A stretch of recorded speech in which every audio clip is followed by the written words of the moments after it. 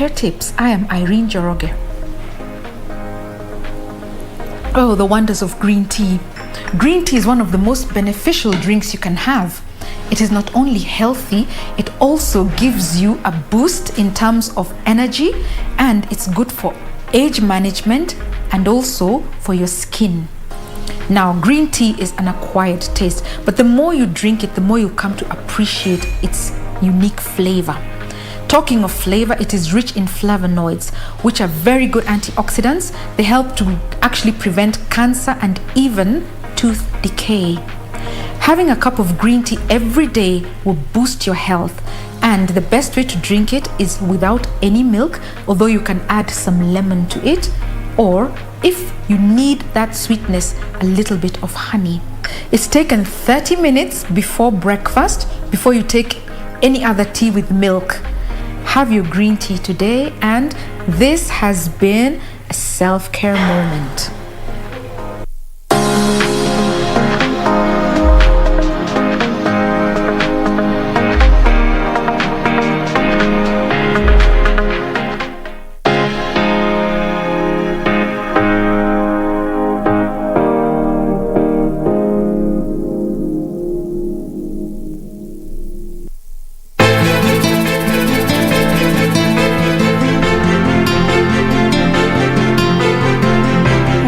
Sijui ni mchawi, ana roho chafu kama nini.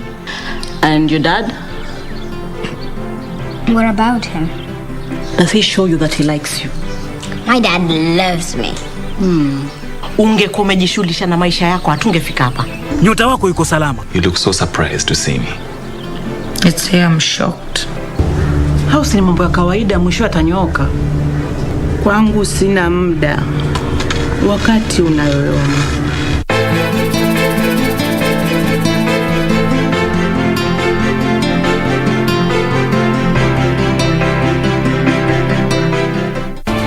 Do you have a news story to share with KBC? Get in touch swiftly on email newsroom@kbc.co.ke, call 0723-892-654 or 0734-780-124.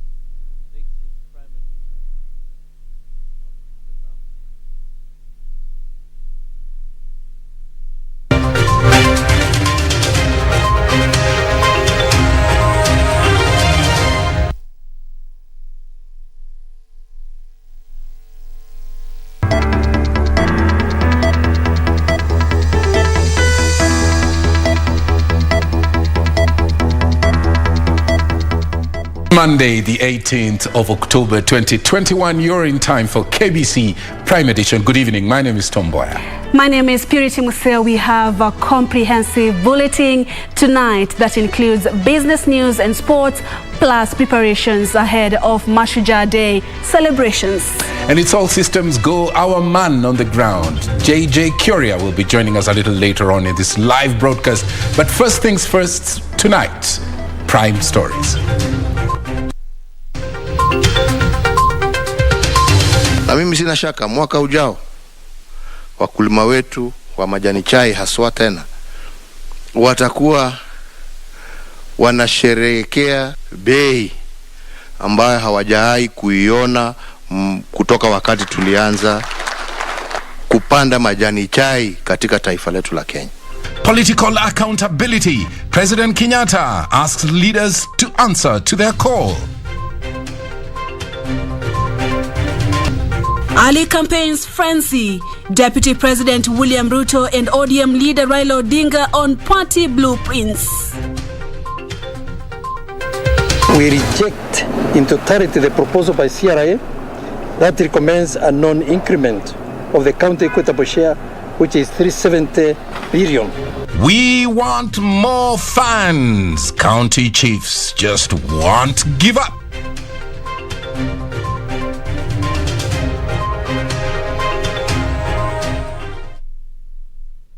Many thanks indeed for joining us, and a warm welcome. Lucy Mwara is our sign language interpreter tonight at KBC Channel 1 News at Mboya 24 at Purity_Museo. Let's keep interacting tonight. On to our top story. President Uhuru Kenyatta has implored leaders to desist from fighting each other, but to work together for the benefit of the nation. Speaking in Kirinyaga County ahead of Masujaa Day celebrations, the head of state attributed the development projects being implemented across the country to collaboration between the nation and the county government, as well as harmony among government agencies. The president says more transformation is expected, especially in the agricultural sector.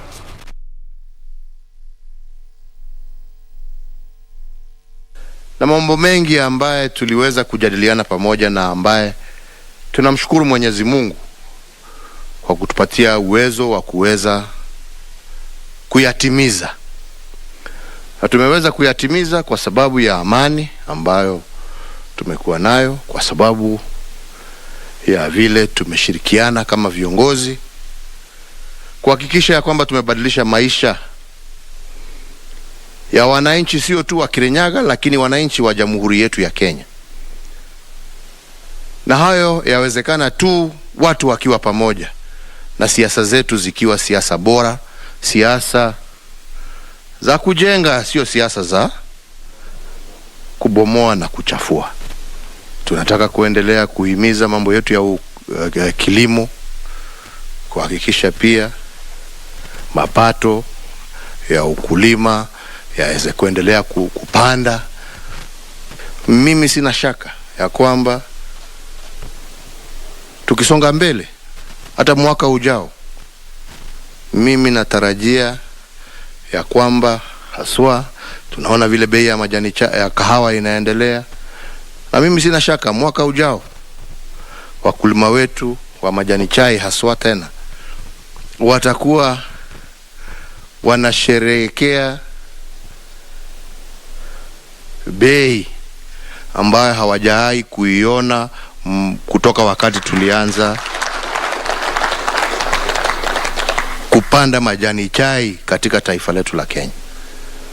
Na hayo yafanyikana ama yatendeka kwa sababu ya kazi, sio kwa sababu ya maneno.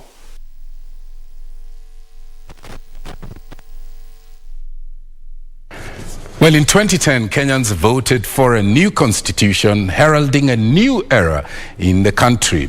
Decentralization of power and resources was seen as the greatest achievement in the then new law. 10 years down the line, the fruits of devolution are visible right across the new units of governance.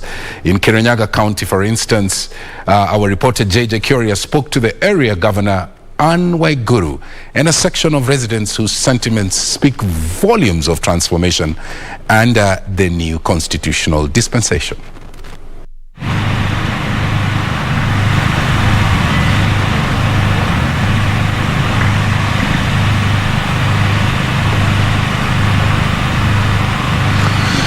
Thank you very much, Tom Mboya, back at Broadcasting House. And as you said, our systems are ready ahead of the Masujaa Day celebrations coming to Kirinyaga. Of course, you understand from the new constitution that was adopted in 2010, Masujaa Day used to be Kenyatta Day, and now we're talking about Masujaa Day. And this time, after President Uhuru Kenyatta made a decision to move the celebrations to counties, it is coming to Kirinyaga. It is important to note that this is the last Masujaa Day celebration under the tenure or reign of President Uhuru Kenyatta. And like it's already in public domain, President Uhuru Kenyatta's guest will be the Malawian President Lazarus Chakwera, with the First Lady of the Republic of Malawi, who will be here in Kirinyaga. And the story that you carried earlier, of course, depicting the president's call to leaders from Kirinyaga to shun tribalism and hatred, as well as political rhetoric when he talked to the leaders from this particular county. Before I take you through the profile of the county of Kirinyaga, it's kind of an interesting county, you understand, and a serious competition is expected here, and political undertones probably will be really up tomorrow. The competition between the governor for Kirinyaga County, Anne Waiguru, as well as the woman representative for this county, Purity Wangui Ngirishi, and the NAK Kenya party leader, Martha Karua, who all angling to become governor in this county in the next elections. But before we do that, let me take you to the profile of Kirinyaga County. Kirinyaga County, from the figures of 2019, we're talking about 2 years ago, the population was 610,411. 610,411. The registered number of voters in Kirinyaga County as of 2017, those that voted in the last election, are about 350,000 registered voters. Now, the size of this county is 1,478 kilometer squared, and that is the size of the county of Kirinyaga. The headquarters of Kirinyaga are in Kirugoya Kutus. Where we are right now is Wanguru International Stadium. Wanguru is in Mboya constituency, and of course, moving here to the headquarters of the county is quite a distance, but the headquarters of the county are in Kirugoya Kutus. But the largest town in Kirinyaga County is actually Wanguru, where we are right now. You may ask yourself, Mboya, what counties border the county of Kirinyaga? Obviously, to the south, you have Embu, partly Machakos. Then you have to the western side, you have Murang'a County. You also have Nyeri County, and those are the counties that neighbor. And Embu to the south, and also partly to the east is Embu County. Those are some of the counties that border the county of Kirinyaga. The constituencies in Kirinyaga are 4. You have Mboya constituency, you have Kirinyaga Central constituency, you also have Ndia constituency, and Gishugu constituency. The governor of this county, like I've told you, is Governor Anne Waiguru. The senator is Charles Keviro, whom we hope to speak to tomorrow, and the woman representative who will also speak tomorrow in our breakfast show, Good Morning Kenya, is Purity Wangui Ngirishi. The members of parliament are Kabinga Dayo from Mboya, there's Robert Gishimu of Gishugu, George Kariuki of Ndia, and John Wambugu of Kirinyaga Central.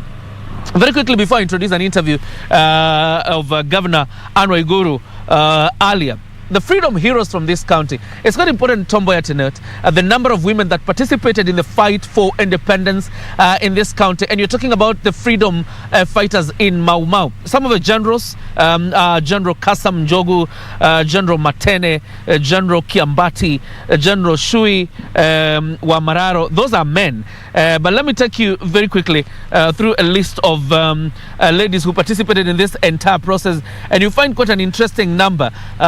Including General Mombi, but we'll have that list running up tomorrow. But for now, let me introduce the interview that we had earlier with Governor Anne Waiguru, and then we'll wrap it up from this end of Wanguru International Stadium.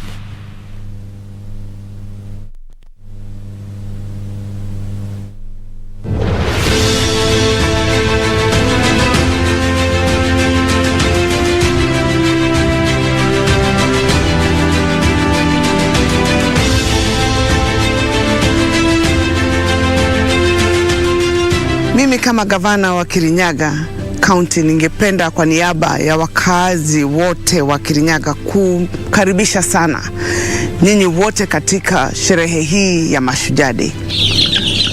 Hapa Kirinyaga County sisi ni wakulima. Sana sana watu wa Kirinyaga ni wakulima. Juu tunalima nyanya, kila kitu, tuseme ukitaka kila kitu unakuta hapa kwa hii soko ya Kagio. Hapa ndio tunakuanga na msere mingi sana. Msere ile ina aromatic. Mjani kulima wetu. Natusaidia kukusomesha. Yani mambo mengi sana. Pesa tu ni hapa, kazi ni hapa, tumejiajiri hapa. Sisi ndio namba 1 katika nchi ya Kenya. Nyanya ambazo tunakuza mwaka moja 60,000 tons of tomatoes per year. Ukikuja upande wa kahawa, sisi ndio tunaongoza katika ile quality ya kahawa. Tumefurahia sana hasa kuhusiana na hii stadium yenye imetengenezwa. Hatujawahi, kwanza mimi sijawahi na stadium kama hii. Ni stadium ya kufana sana. Kwa hii kazi yase ya stadium hii ya Nguruvani hapa Wanguru sana sana imesaidia vijana sana kwa kujisaidia kwa kupata pesa na kujisaidia kwa mambo yao ya kinyumbani. Tunashukuru kwa hii kiwanja manze, ametuletea kiwanja home ground. Tuko na mayuto wengi sana hapa wanadai kucheza game, lakini hatunaga stadium. Mamechi mingi tunaletaga inabidi imepostpondiwa juu hatunaga ground.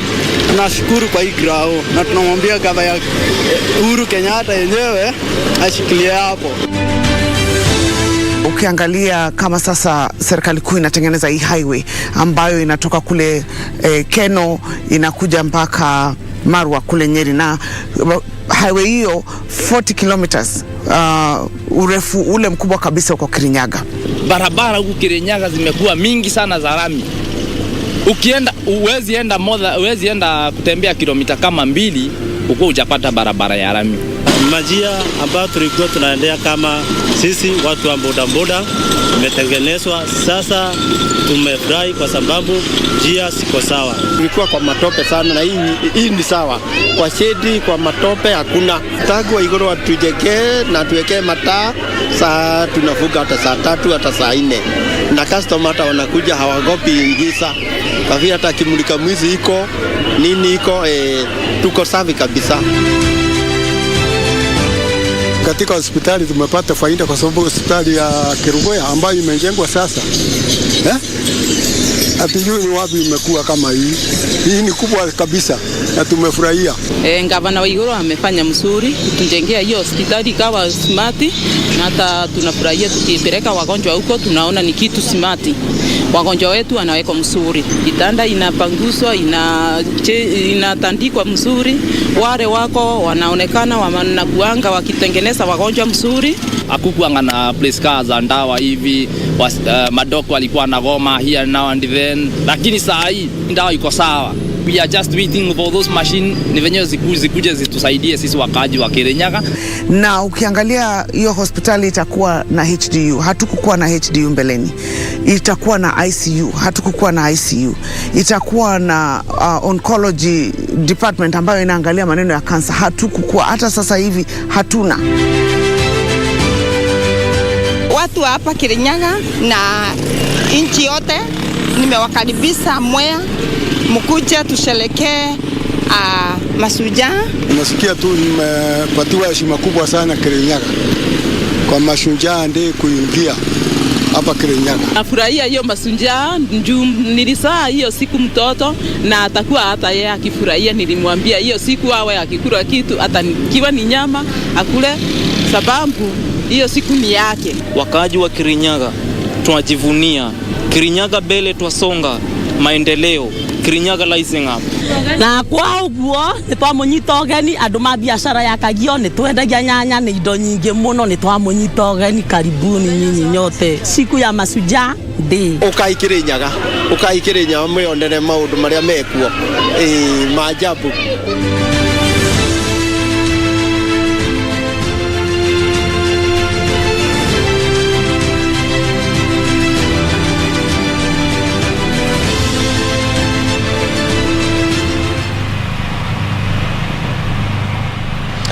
Of course, Governor Anne Waigoro's interview there, and the emphasis really on agriculture. The fact being Kirinyaga County is a producer of tea, is a producer of coffee. Where we are, this constituency called Mboya is famous for rice farming. Although, you know, wild birds have been quite a big problem to rice farmers, and those are some of the challenges being faced here.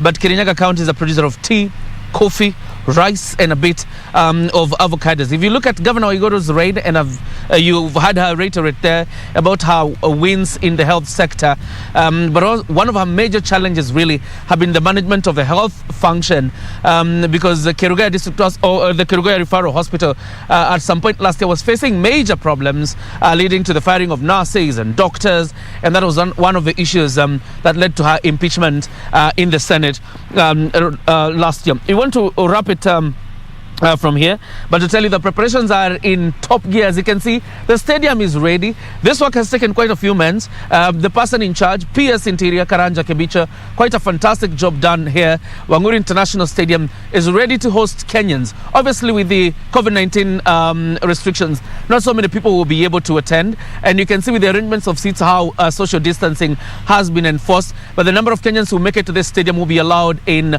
to witness the Masujaa Day celebrations. There will be no other Masujaa Day celebrations in the country. This is the only place hosting Masujaa Day celebrations. Of course, a departure from the past, where Masujaa Day celebrations have been celebrated in all other counties, and county commissioners have had to read the president speeches. So, as Wanguru Stadium is ready, so is the KBC team. We are ready to bring you live events from the Wanguru Stadium. From tomorrow, the Good Morning Kenya team is ready for you. We'll have links for the news check. We'll also be in Tamrini and, of course, Darubini, Channel 1 and Prime Edition at 9 p.m. And on Wednesday, the live event, the Masujaa Day celebrations, as President Uhuru Kenyatta leads the country in marking Masujaa Day. My name is John Jacob Kiri. Let me hand you back to Mboya and Purity Museo. Many thanks indeed, JJ Kuria, coming to us live from Kirinyaga. And thank you so much for pointing out the role that women played during the liberation struggle. Of course, remember, tomorrow we'll be bringing you the live proceedings. As JJ Kuria indicated, they are live from Kirinyaga. We have a dedicated team that is live on the ground, so make sure you join us for those proceedings. Well, moving on, the Council of Governors has rejected the proposal by the Commission on Revenue Allocation to retain the county allocation of 370 billion shillings, instead proposing an additional 381.45 billion shillings to bring the total allocation to counties to 751.45 billion shillings. The governors say additional funds would safeguard devolution and ensure optimal implementation of devolved functions by county governments. Citing the Constitution Amendment Bill 2020, the governor said that counties should not be allocated less than 35% of all the revenue collected. We reject in totality the proposal by CRA that recommends a non-increment of the county equitable share, which is 370 billion. To safeguard devolution and to ensure optimal implementation of the devolved functions by the county government, the Council of Governors proposes additional funding of Kenya shillings 381.45 billion, bringing the total allocation to counties to Kenya shillings 751.45 billion. Of course, the economy is having a tough time, but the economy is now recovering. Mind you, we are talking about 2022-2023 financial year, which commences in July next year. Already we can see very good signs of recovery even in the tourism industry. Things are improving, and we are very hopeful that the economy will have taken off. And Kenyans are waiting for the economy to be opened. Once it is opened, then this money will be realized. We now take our first commercial break. We still have plenty more coming up, including politics. Raila Odinga was in Meru County, while Ruto, the DP, is still in Mombasa. And of course, Kirinyaga County, our team, Kirinyaga, is ready to host the Masujaa Day celebration. So is our team right there. That's right. Stay with us.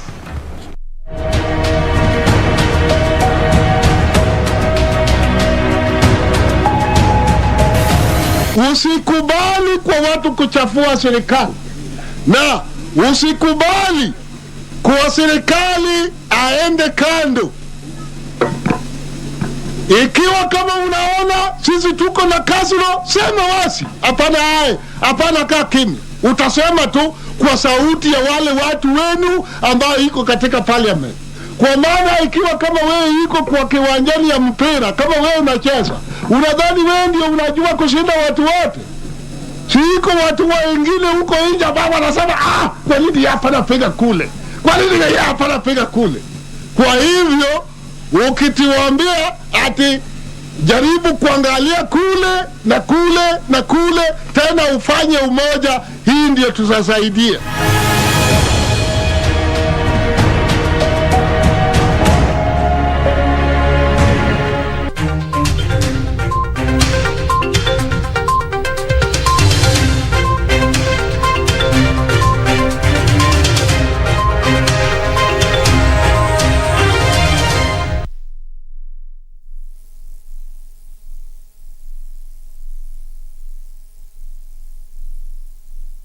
Ili kupata sikiza tune hii ya Shujaa, bonyeza *811 *961 hash. Siku ya Mashujaa, unamsherekea nani kama shujaa wako? Labda ni mzazi wako, ndugu au dada yako, rafiki au mpenzi wako. Ni nani ameboresha maisha yako hadi akawa shujaa wako? Ili kupata sikiza tune hiyo ya Shujaa, bonyeza *811 *961 hash. *811 *961 hash.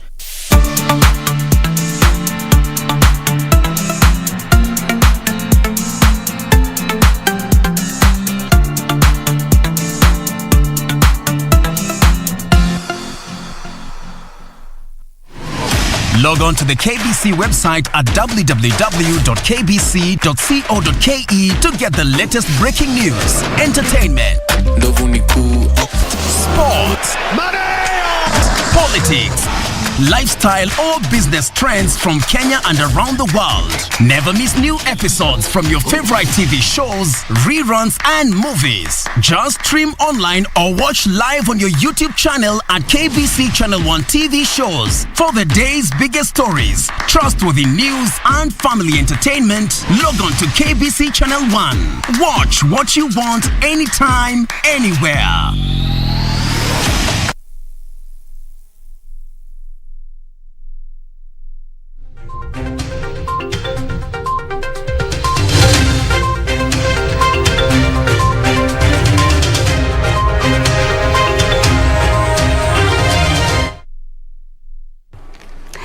This is Prime Edition. Welcome back. Orange Democratic Movement Party leader Raila Odinga has pledged to support Miraa farmers by exploring new foreign markets for the product. Raila, who spoke during his tour of Meru County, also affirmed that he will ease the tax burden on micro, small and medium enterprises if given a chance to lead the nation in 2022. Safina Cheng Oma has that report. Orange Democratic Movement Party leader Raila Odinga took his charm offensive to Meru County. The former premier, who has his eyes on the country's top seat in next year's general election, dangling the carrot to Miraa farmers by pledging to explore new foreign markets for the product. Mimi leo nimetembea hapa na kwa mara ya kwanza nimebeba miraa kutoka kwa mti mpaka kwa mkono yangu. Na mimi nimesikiza hapa vile ameongea. Anasema yeye akiwa rais atafungua milango ya kupeleka miraa Somalia, Somaliland. Atafungua milango ya kupeleka miraa DRC, namna hiyo. Na mimi nasema kwa sababu mnatupokea vizuri, kuanzia leo ile miraa inaingia Mombasa hailipishi ushuru tena. In what seemed like a thinly veiled onslaught at Deputy President William Ruto's bottom-up economic model, Raila promised what he termed as decent jobs for the youth. Nyinyi hapa mulitaka one man, one vote, one shilling. Masivyo. Wengine walipinga. Hapa Meru mngepata shilingi bilioni 5 zaidi. Sasa jamaa wamezuia, lakini hiyo rege ilienda to half time. Itarudi. The former premier also vowing to ensure that every vulnerable Kenyan gets a monthly stipend of up to 6,000 shillings if he becomes president. Alafu juzi nilitangaza ati kwa sababu ya umaskini kuna jamii zingine hapa hawana mapato, hawana kazi. Kwa jamii ambaye hawana mapato, kila mwezi watapata shilingi 6,000. Wanasema hiyo ni porojo. Hapana, hiyo si mzaha, hiyo ni ahadi. Ahadi ni nini? A section of leaders who accompanied the ODM leader in his quest to woo the Mount Kenya vote-rich bloc pledged to support his 2022 presidential bid. Unataka mama apiganie miraa, si ndio? Unataka mama amalize wizi wa ng'ombe, si ndio? Unataka mama apiganie vijana, si ndio? Kwa hivyo mama endelea, siendelee. For Prime Edition, I'm Safin Acheng Oma. Staying with politics, Deputy President William Samoei Ruto says the United Democratic Party UDA will not issue direct nominations to his aspirants despite their efforts of popularizing the party's agenda since its inception. Ruto insists the current parliamentarians must lead from the front in delivering free and fair nominations slated for early next year. Juni Karisa is on that political beat.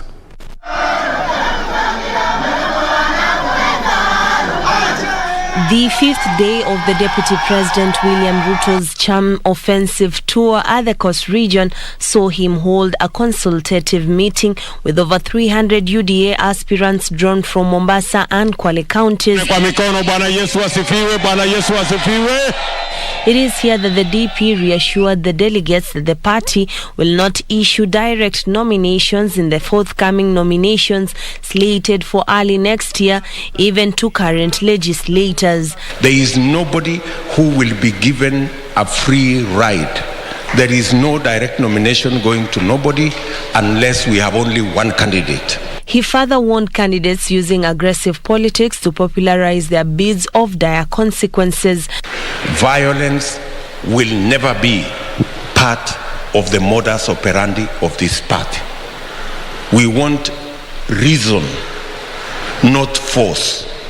We want ideas, not hooliganism. Leaders allied to the party dismissed ODM leader Raila Odinga's economic proposal as unrealistic. Sisi tunamwambia bwana kitendawili, karibu kwa mjadala wa Hustler Nation. Karibu kwa mpango ya watu wadogo Kenya. Karibu kwa mazungumzo na mipango ya uchumi. Lakini wachana na handouts. Hawa vijana hawataki handouts, wanataka ajira. Badala ya kupatia vijana kazi waweze kupata mshahara, walipe serikali ushuru, nchi iende mbele, unawapatia hongo. Watu watakataa kufanya kazi. Ruto then took his campaigns to Rabai and Kaloleni constituency in Kilifi County. Mumesikia kuhusu wale matajiri 10. Wale matajiri wanakaa Nairobi wanasema watawachagulia rais. Nyinyi ndio mumewatuma. Huyu mzee tumembeba miaka 20 na ngapi na 5. Akala mzigo si mzigo. Fomu ni UD. Kula Mungu akituweka hai sisi wote ndivyo tutakavyotokelezea kukupigia kura wewe na sisi wengine wote. Ni kweli ama ni uongo? Ni jerebu ni ulongo? Sisi tumewaambia waungane, lakini watakutana na sisi Hustler Nation unyo kwa unyo kwa debe mwaka ujao. Juni Karisa Mbele from Mombasa County for the Prime Edition. To more politics, Deputy President William Ruto is still the most popular presidential aspirant in Mount Kenya region. A survey released by Mizani Africa, however, indicates Ruto is losing popularity in the Mount Kenya, while ODM leader Raila Odinga is gaining. Meanwhile, the IEBC has so far registered about 491,000 new voters in the last 2 weeks. Kevin Washira reports. An opinion poll by Mizani Africa indicates the popularity of Deputy President William Ruto in Mount Kenya region is declining, while that of ODM leader Raila Odinga is on the rise. According to the polls, Ruto has 58% of the Mount Kenya electorate vote, a drop from last year's 64%, while Raila Odinga has 27%, gaining from 11% in 2020 polls. Who would be voted for then if elections were held 2019? And William Ruto had 76% popularity ranking in Mount Kenya region. Okay, at that time, Right Honorable Raila had 5.4%. UDA party remains the most preferred political vehicle in Mount Kenya region at 61%, while ODM is at 22%. 67% of Mount Kenya region want a female deputy president in 2022. The most probable female deputy president is Martha Karua at 34%. National Assembly Speaker Justin Muturi is the most popular male candidate for deputy president at 28%, followed closely by William Kabogo at 21%. Majority of Ruto supporters from Mount Kenya region want him deputized by Martha Karua or Peter Munya. And it was surprising that 72% of women actually said yes, that a woman vice president or deputy president should be this time round. I think this is interesting based on the earlier information that we have had where women have actually fought their own women. Majority of Raila's supporters from Mount Kenya region want him deputized by Justin Muturi or Agnes Kagure. The survey was conducted on a sample size of 5,000 adults from Mount Kenya region. This comes as IEBC reports that about 491,000 newly registered voters have been enrolled in the last 2 weeks. Nairobi, Nakuru, Bungoma, Kiambu and Meru counties are leading in the registration of new voters. Kevin Washira, Prime Edition. Now, let's look at other stories also making headlines. Developers of the collapsed Membli building will face disciplinary action if found culpable of negligence. A multi-agency team led by the National Constructions Authority will conduct investigations and issue a report in 2 weeks' time. NCA also gave a 30-day notice to owners of unregistered construction works right across the country to register with the body, or else they will face legal action. Following the collapse of the 9-story building in Membli, Kiambu County, a multi-agency team comprising the Engineers Board of Kenya, the National Construction Authority, and the Board of Registration of Architects and Quantity Surveyors have collaborated with the County Commissioner Kiambu County and the County Government of Kiambu to conduct investigations into the cause of the building collapse.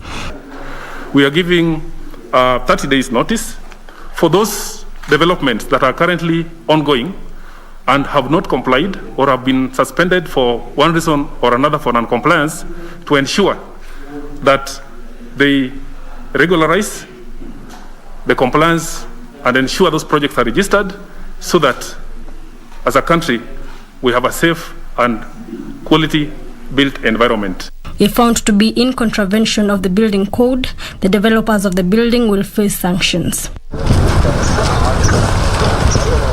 There were no casualties from the incident. However, the collapse also affected an adjacent 9-story building which was fully occupied. In the case of the building we saw yesterday in Ruiru, preliminary investigations or even checking by an experienced engineer, you will actually say the foundation was suspect. There was also evidence of poor quality materials in terms of the mixing. You could tell at times, the concrete used was hungry of cement in some places. Meanwhile, car owners and dealers whose vehicles were destroyed in the rumble are calling on relevant authorities to expedite investigations into the matter. Joel Ochieng, whose garage was buried by the rumble, said that most vehicles were due for return to showrooms and he has since lost his sole source of livelihood. Tumekaa hapa, bado inasemekana kwamba wana collect masamples. Samples itakuwa collected ndio, naye maisha pia inafaa iendelee. Reporting for Prime Edition, I'm Wamboi Otende.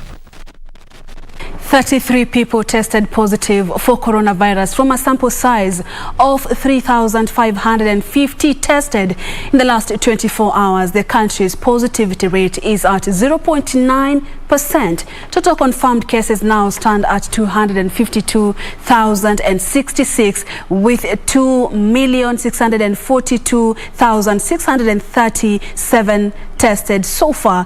Total fatalities have increased to 5,224 after one more person succumbed to the complications of the disease. In the last 24 hours, 93 patients have recovered, 77 being from home-based and isolation care. According to the Minister of Health, 4.5 million vaccines have been administered across the country. Globally, data from Johns Hopkins University shows that more than 240,786,306 people have tested positive, while 4.9 million others have died.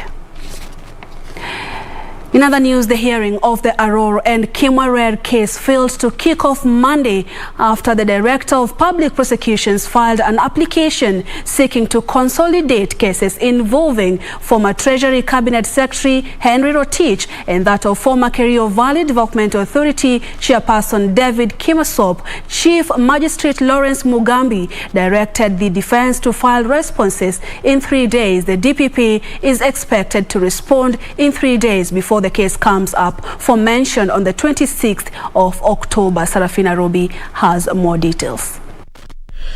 Blame games dominated court sessions on Monday over the delay in the hearing of the Aror and Kirinyaga case involving the former CS Treasury Henry Rotich.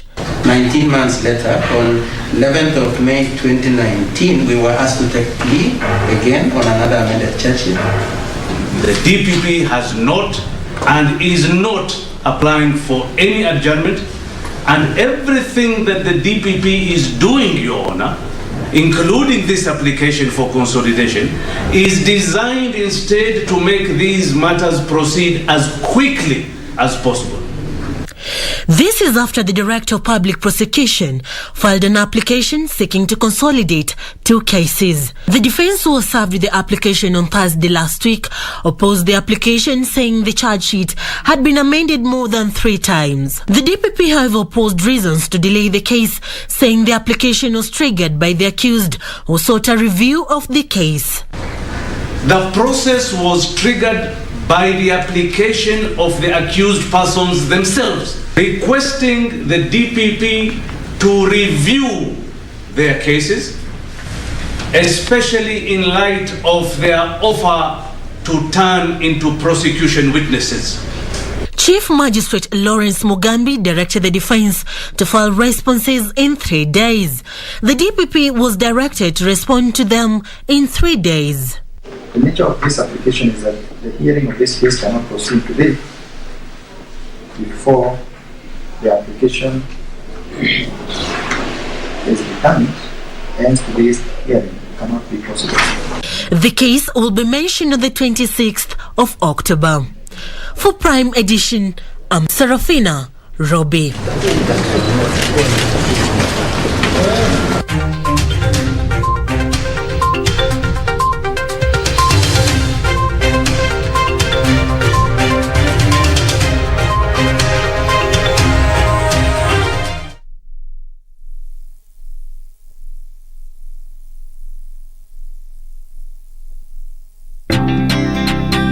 Holders are notified to report and surrender unclaimed financial assets to the Unclaimed Financial Assets Authority on or before November 1st, 2021.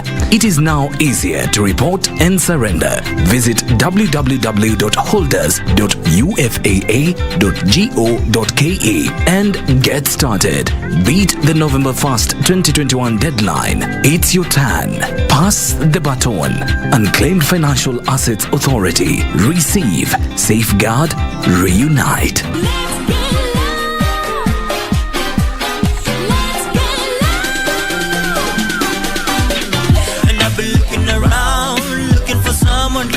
This beer festival also stands out as it is always headlined by Kenyan artists only, unlike most festivals and concerts where an international act closes the show. When we are clapping for poets, we don't clap. We snap our fingers. Yeah. What's the reason? Poetry doesn't have a beat, or you might find it's live. So when you clap in between, some performers might lose the momentum. Now, Willie Paul has released the first video of his album, The African Experience, which is set to be released in a week's time, and the song is Ogopa Wasani.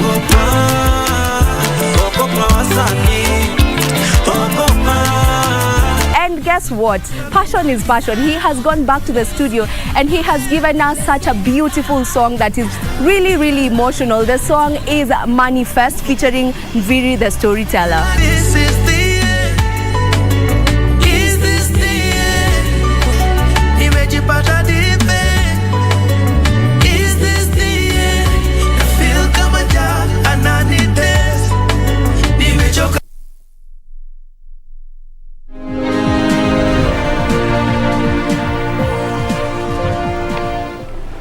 Welcome back. Now we take a look at the latest in the world of business on this Monday evening. My name is Carol Jenga. Now, the East African community plans to redesign border corridors to make them gender responsive. The community says all infrastructure developments will have lactating rooms and disabled friendly facilities.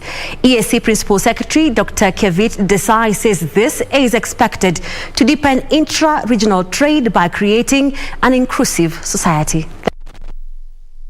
Gender-based issues have been identified as a major challenge hindering cross-border trades, especially among women and the physically challenged. Historically, policymakers have overlooked gender issues in the trading space.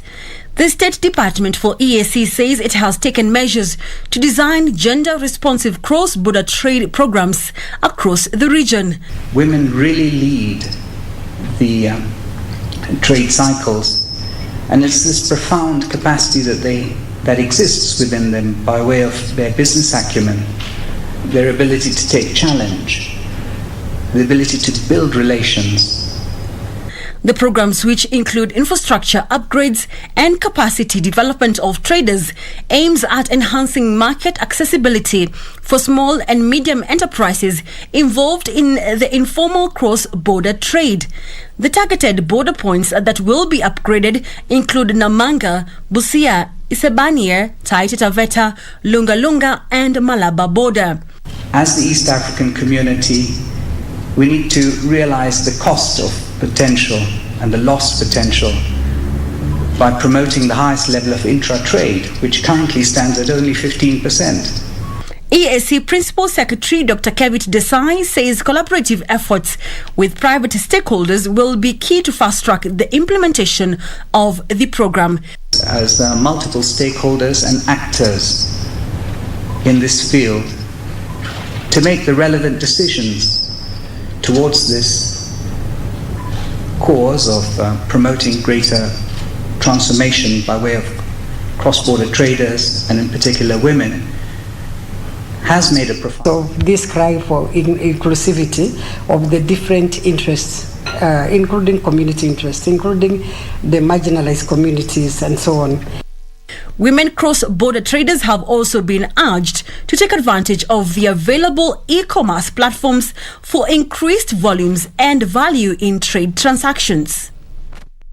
Crossover now to the real estate sector, where the company in the real estate sector, Grid, has secured funding to conclude the acquisition and redevelopment of the Orbit Africa warehousing and manufacturing facility in Nairobi on a sale and leaseback basis. The 5 billion shillings light industry warehouse acquisition will be settled through a 2.5 billion shillings debt finance negotiated with the International Finance Corporation and another 2.5 billion shillings through a perpetual note issuance.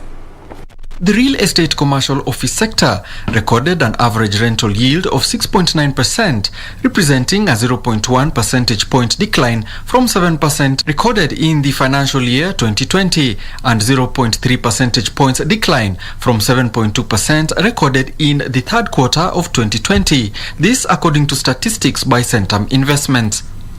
According to contractual documents on the GRIT transaction, the deal is structured on a sale and leaseback basis, meaning Orbit Products Africa will sell and then lease back the facility from GRIT for over 25 years, with an option to extend it for another 10 years. From our perspective, what this signifies for GRIT is that it signifies really the future strategy of light industrial, and it also signifies the ability to really work with people that across the African continent outside of South Africa to be able to enhance their operating model. GRIT CEO Brownie Knight noted that the investment and redevelopment project will create a long-lasting social, economic and environmental benefits for investors. Kenya as a jurisdiction is for us a key country of focus. We see exceptional growth coming out of Kenya as a market, and then being able to partner with a local operator who has such a strong local presence in Kenya. Olaf Smith, IFC's manager for real estate, said the loan will help to further develop vital manufacturing infrastructure in Kenya. Sachin Chandaria, executive director of Opal, added that the strategic partnership with GRIT will help Orbit expand operations and product offering. To the transaction itself, I mean, when we first met, for me, this was a little bit out of left field. It took a bit of time to really understand what the transaction meant for the business, but ultimately it did make sense. And why it made sense was it allows the business to unlock a pool of capital that was previously, inaccessible. Now, the Competition Authority is being asked to enforce regulations on prompt payment of goods delivered to retailers. Milk processors say they lost billions of shillings to retailers due to delays in payment of deliveries. Githunguri Dairy says the processor has lost more than 1 billion shillings to collapse and following Nakumatt and Tusky, among others. In the last 10 years, a number of large retailers, including Nakumatt and Tuskys, have faced serious financial headwinds, leading to their collapse. Suppliers and creditors have borne the brunt of their collapse, losing billions of shillings in unpaid dues. To deal with the issue, suppliers and factories signed a pact on credit information sharing late last year, where they share payment history on different supermarkets. Githunguri Dairy Farmers Cooperative Society is calling on the Competition Authority to enforce regulations on prompt payment of deliveries.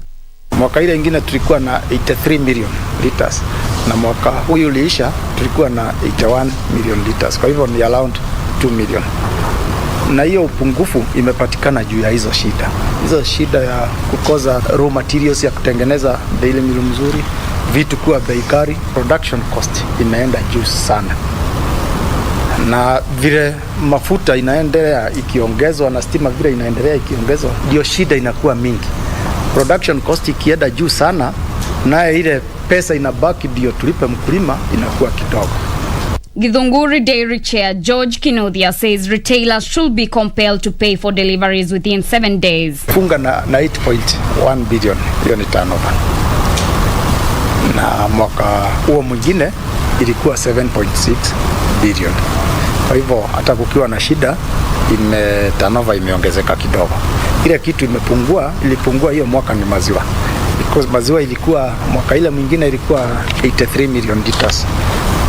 Na mwaka hii iliisha ilikuwa 81 million liters. Kwa hivyo kulikuwa na upungufu wa kama 2 billion liters. The milk processor has lost billions of shillings to 5 supermarkets that are under receivership with no hopes of payments. The company has seen its turnover jump to 8.2 billion shillings in the year of June 2021, despite a drop in milk deliveries due to an outbreak of foot and mouth as well as lumpy skin that affected dairy cows in the region last year. The industry is grappling with a shortage of animal feeds where 4 millers have closed shop due to lack of raw materials and expensive shipping cost. Well, and that is how we wrap up business news for tonight. But before I go, I'll leave you with the foreign exchange rate and also how the shares are trading at the NSE market. Good night. My name is Carol Jenker.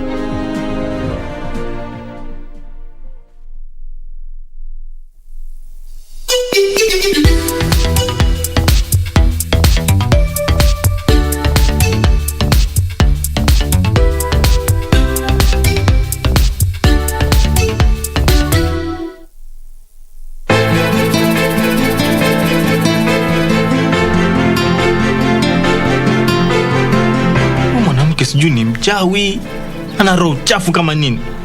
And your dad? What about him? Does he show you that he likes you? My dad loves me. Ungekuwa umejishughulisha na maisha yako hatungefika hapa. Nyota wako yuko salama. You look so surprised to see me. It's here, I'm shocked. Hao si mambo ya kawaida, mwisho atanyooka. Kwangu sina muda. Wakati unayoona.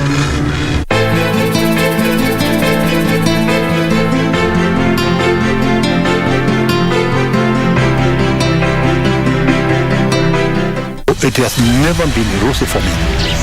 The people who are watching from outside thought that I was enjoying too much. Not so. I benefited a lot. But equally, I suffered a lot.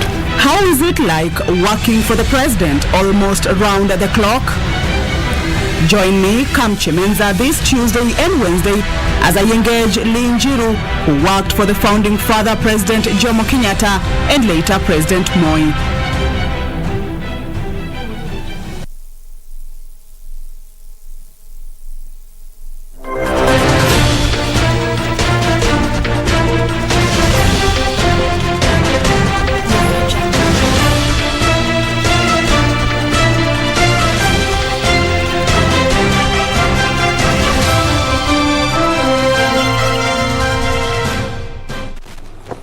Good evening. This is KBC Sports with me, Richard Munga.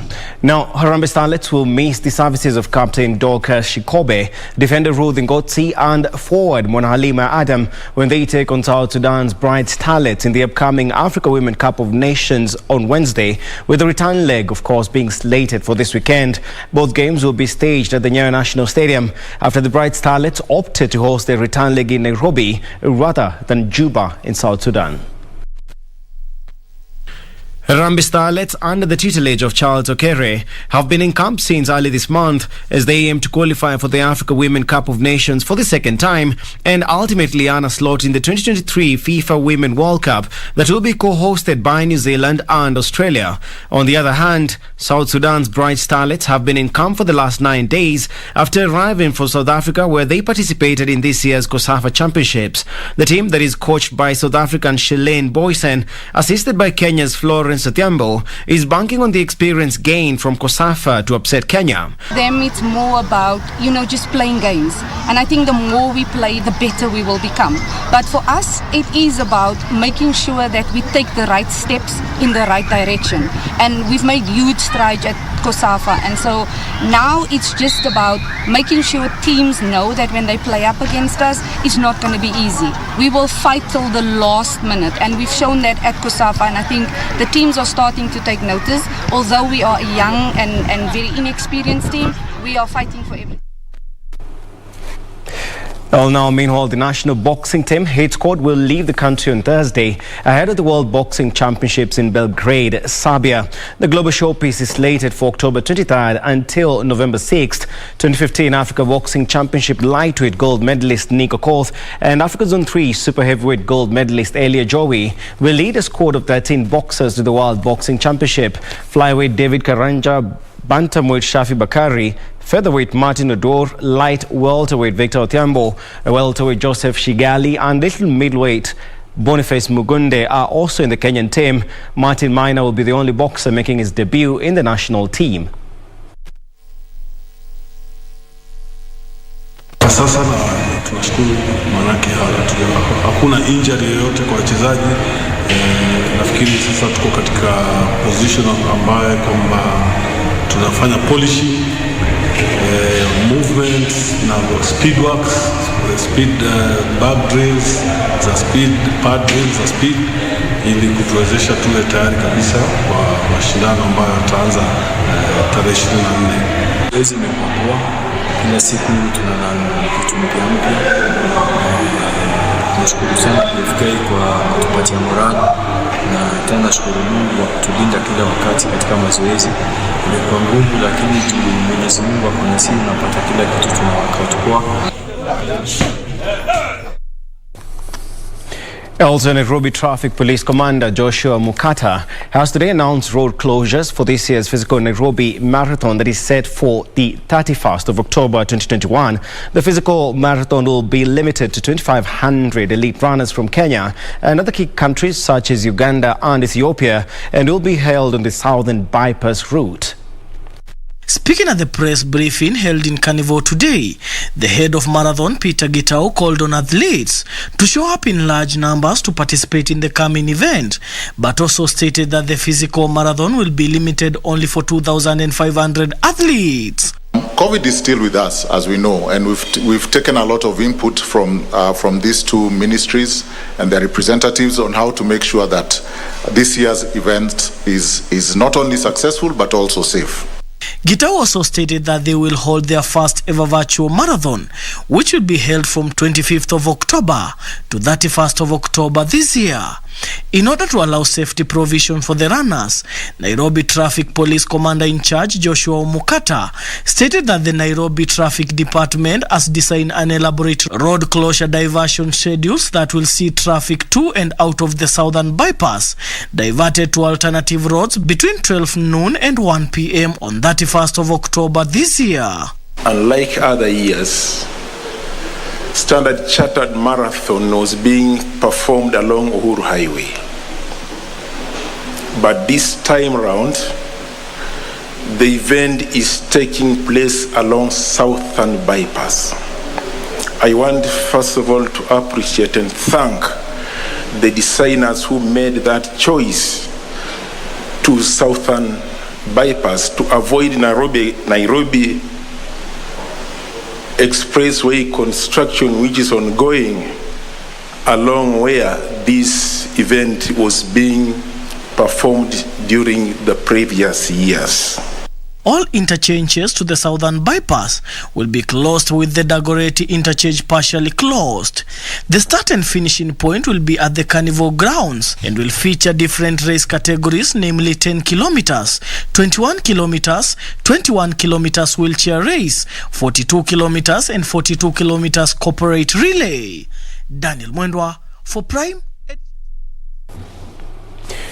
And Tusker FC head coach Robert Matano is hopeful that the Kenyan champions can still register an upset away to Zamalek on Friday in their second leg CAF Champions League match.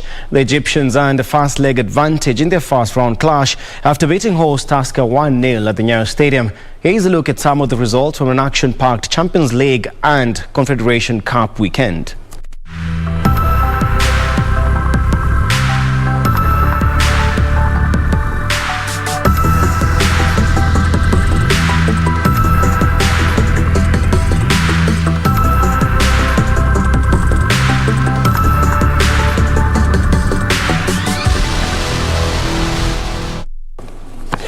Well, that's all the time we have for sports tonight, but just a reminder, in the EPL you have Arsenal hosting Crystal Palace, that is at the Emirates Stadium in a few minutes. Do enjoy the rest of your viewing. Good night from me. Back to you, Purity and Tom Mboya. Thank you, Munga. Thank you very much for that update. That's a wrap it up. Thank you so much for watching Prime Edition this Monday night. My name is Purity Museo, and Susan Thuku has been our sign language interpreter tonight from the broadcasting house here in Nairobi. It's a good night. Thank you for, why are you laughing? Thank you for watching. I'm Tom Mboya. Good night. We'll see you again.